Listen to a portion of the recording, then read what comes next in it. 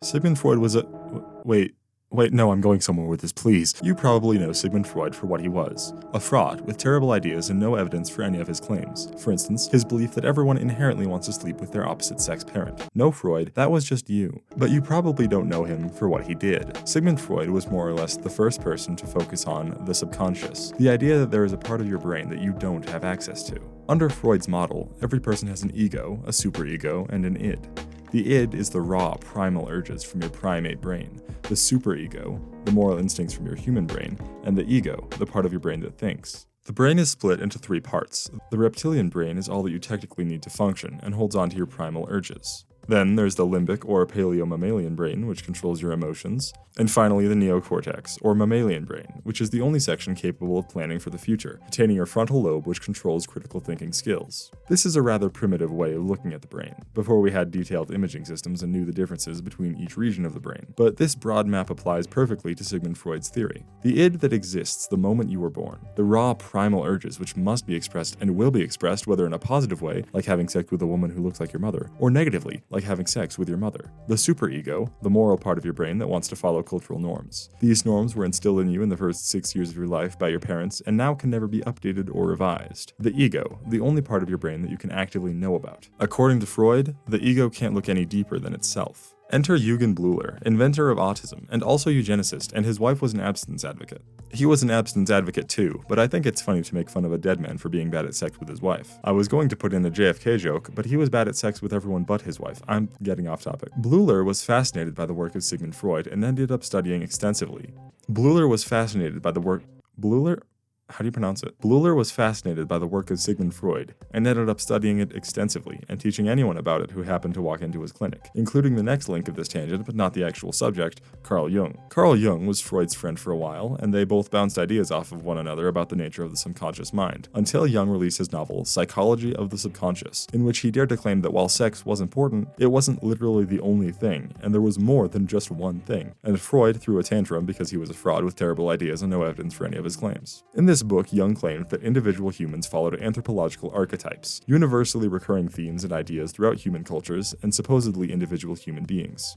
These anthropological archetypes are present in what Jung deems the collective unconscious, the stories and values that everyone in the world grew up with and understands intuitively, even if they can't explain why, because inherently, some of this cultural information must be passed down through genes. The archetypes in the person itself, and not in the stories, include the persona, the mask that you wear in front of society for a specific situation that conceals the true self, the central archetype, blend of all the body and mind, the soul, and of course, the shadow. Quoting PositivePsychology.com, hidden within the recesses of the psyche lies the shadow, an enigmatic realm where our darkest fears and deepest desires reside. The shadow embodies the aspects of ourselves which we deny or reject, casting a shadow over our conscious awareness. Jung believed that without integrating your shadow, you'll be living in denial of a part of yourself. How does one find out about the desires that they never wish to have? Jung thought it was a bunch of stupid gay trash like art or therapy. But many psychologists have conceived of other hypothetical ways to tap into the subconscious, either Freud's or Jung's understanding of it. That's right. Hermann Rorschach was a man who felt very aimless in life. He bounced between several odd jobs before working as an assistant at the same hospital as Eugen Bleuler, and Rorschach became fascinated with the world of psychoanalysis. His doctoral dissertation contained what we know of today as the Rorschach ink blot test, which is, without a doubt, the one term which I would use to describe the 2004 game Yume Nikki.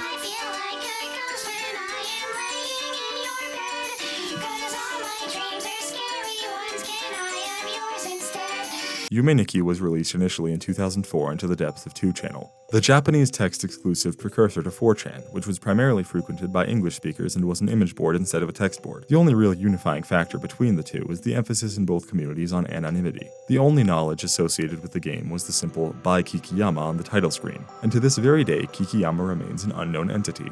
No name, no face, no age, no gender, no voice, and no contact after 2011, going completely silent. In 2018, indie publisher Playism somehow tracked them down and got them to give Playism rights to make merchandise and a weird Unity remake that no one liked. And in 2023, Toby Fox of all people tracked them down to ask them what they would order from Taco Bell. The game would receive regular updates over the next few years, with version 0.10 being the final release in 2007. The game has never and will never be finished. In 2018, Playism released an official English translation to Steam, version 0.10a, and you can play the game for free right now on any machine. If you haven't played it before, I encourage you very strongly to play it now, right now. Not for very long, you don't have to reach the ending, but I want you to keep going until you feel like coming back here.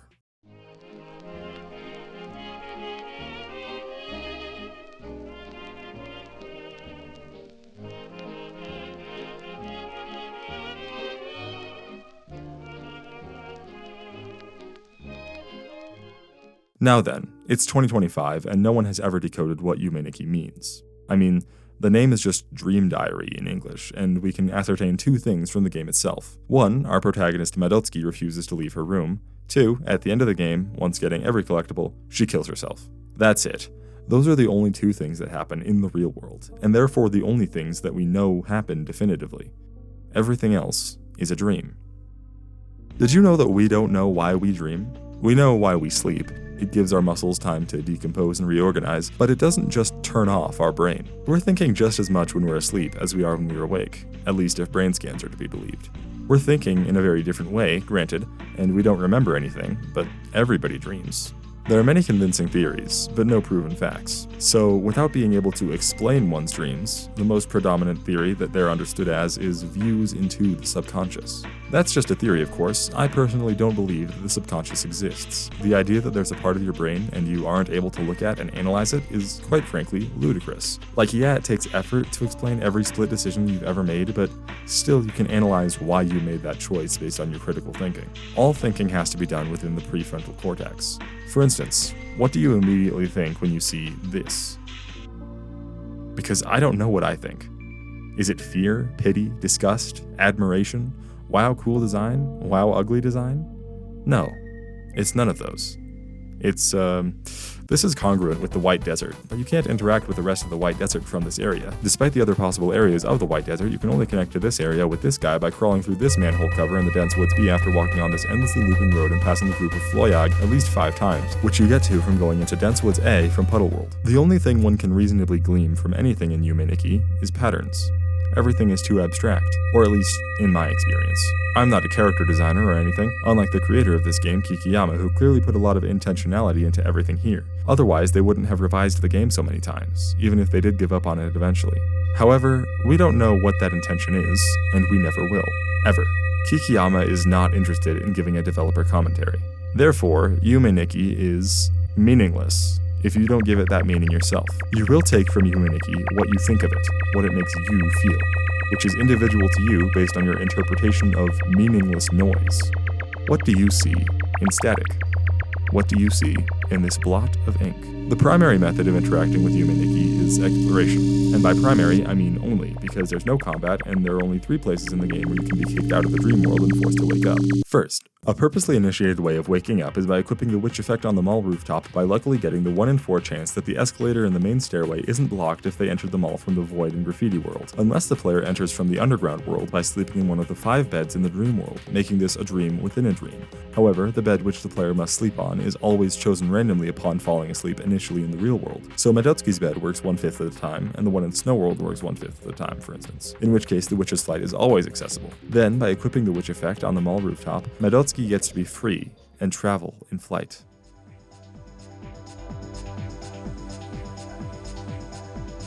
Unless you change the effect that you're using.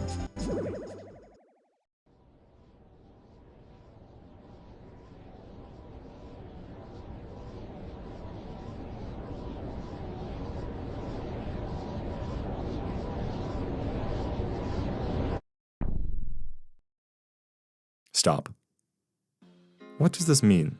Think about it right now, and then think about what that says about you. For all intents and purposes, this is a game without an author, an experience with no meaningful creator. We can't look into what this says about Kikiyama, we can only look into what our reactions to this says about us. I must repeat, I personally don't believe in Freud's theory that dreams are windows into our subconscious desires. I don't believe the subconscious exists at all. I believe that we can think things without knowing our thought process, but we can always examine the process after the fact. There is a logical through line to every emotion and sensation we experience, even if it takes effort or training to understand. I was fascinated by glitches as a kid. This medium that I used to interface with art could simply break in interesting ways that let me create completely new experiences. Once I watched a video about how to speedrun Luigi's Mansion with constant out of bounds, and in the tutorial the creator used the word soft lock, which I didn't know the meaning of. I was never able to successfully perform the glitch, no matter how hard I tried. But one night, I had a dream that I did. I followed all of the instructions to a T until the final hallway, when I soft locked. My TV displayed an image. On the left, some kind of Luigi promotional art. On the right, a warning.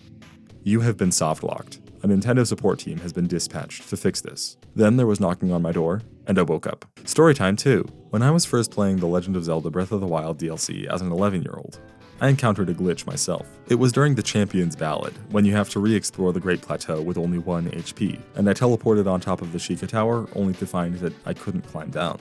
The gate surrounding the Sheikah internal technology was missing, although I didn't notice that was specifically the issue. I only noticed that something was very, very wrong when I walked straight through it. The shrines were also glitched out in some way, and I was deeply disturbed. I did everything I could do to fix it. I left and came back, I took screenshots, I deleted screenshots because in my child brain I for some reason thought that the saved data of the screenshot was interacting with the saved data of Zelda, all of this before turning the game off and going to bed. There was a glitch in Breath of the Wild, other than this one, which I have never seen for myself. In the final Ganon arena, you could hypothetically clip out of bounds with your horse, and every loading and culling measure wasn't running in the background, so every low poly asset and unloaded structure far outside the player's vision was fully interactable. You could run up to a building and go straight through it. I had a dream that I successfully performed this glitch. I woke up in a cold sweat and had to sleep in my parents' bed. In the basement of Famicom World A in Yume Nikki, accessible by speaking to the jellyfish in the dense woods path, accessible by arriving from the escalator in the mall, accessible by going through the elevator in the stairway, accessible from Graffiti World, you can interact with the far northwest tile to find a text box. But it's empty. Check again. It's empty. Check again. It's empty. Check again. It's empty, but the world has begun to deteriorate. Check again. Check again. Check again.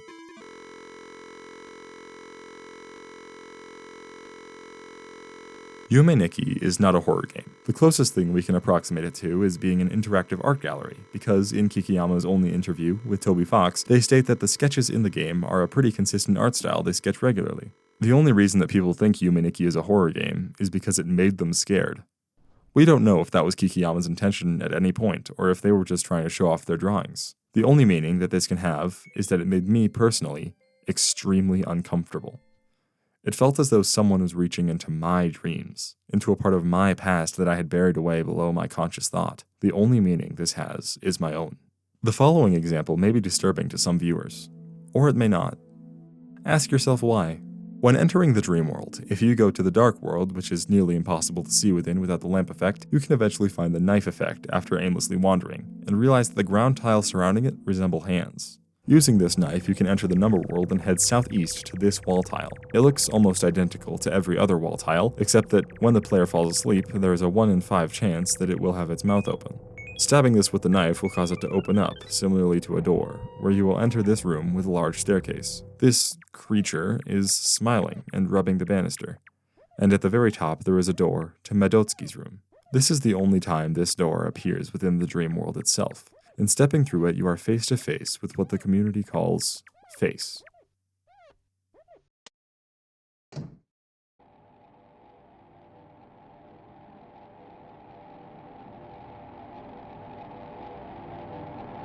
The predominant theory in the community is that this is a representation of Madotsuki being sexually assaulted, and that she doesn't leave her room specifically because outside of it there is a trauma. While I can understand that interpretation, I hope it isn't offensive to say that if, without being exposed to this fan theory before, your first thought when seeing this random splotch of symmetrical ink is that it resembles sexual assault, I'm very sorry for what happened to you. After Kikiyama vanished from the internet without a trace, a group of people who also frequented the 2chan forums felt extreme grief as they had found all of the secrets in Yume Nikki. It felt like the game was being made just for them, to find strange and esoteric events which they could analyze as a community, but because the game was made in RPG Maker, the secrets were extremely easy to discover. The forums decided to work to make the most ambitious fan game ever created throughout all of video game history, Yume Tuki. Now, you may say, wait, isn't the Japanese sound for two, ni? Yes, Yume Nikki is perhaps the most crazy big video game there is. Without a guide, exploring through every area would take thousands of hours. It follows the exact same structure as Yume Nikki, the only difference coming in the form of the real world holding a computer instead of a diary. The computer acts the same way, a save point, but also lets you see everything you've unlocked, or more reasonably, everything you haven't. Wallpapers and a sound test, some of the most boring collectibles you can think of, suddenly become the bedrock of the game's entire progression. But obviously you're not expected to find them all, and doing so without a guide would take literally thousands of hours. The only purpose this checklist has is to inspire awe at the sheer depths of our new character Urotsuki's mind. I didn't mention this before, but Madotsuki's name gives us another clue as to Yume Nikki's purpose. Madotsuki means with window, although could more accurately be translated to mean windowed one, as she has a window on her sweater. She's a window into something, in my opinion, the player. Urotsuki, however, simply means to wander aimlessly. Yume Nikki has several endings, but I only really respect one of them as a conclusion, because the rest are available from the start. Once the player acquires 95% of the wallpapers, which is done by visiting 95% of the 1,000 plus subworlds in the dream, Urotsuki steps up onto a balcony, and instead of jumping off, a flying train comes, and she steps aboard. I haven't played Yume Nikki. I played Yume Nikki online. It's identical to Yume Nikki, except that every other player who is also playing Wino is visible as a ghost. This modded fan game is a sequel to one about exclusively isolation, and it has become one about connection. There are others in your mind. You are not alone. And it is these stories that persist throughout every person's mind. There are community expeditions, where one person familiar with the game or with a map will guide a group of players through interesting areas of the dream world, further traveling into the unconscious as a collective.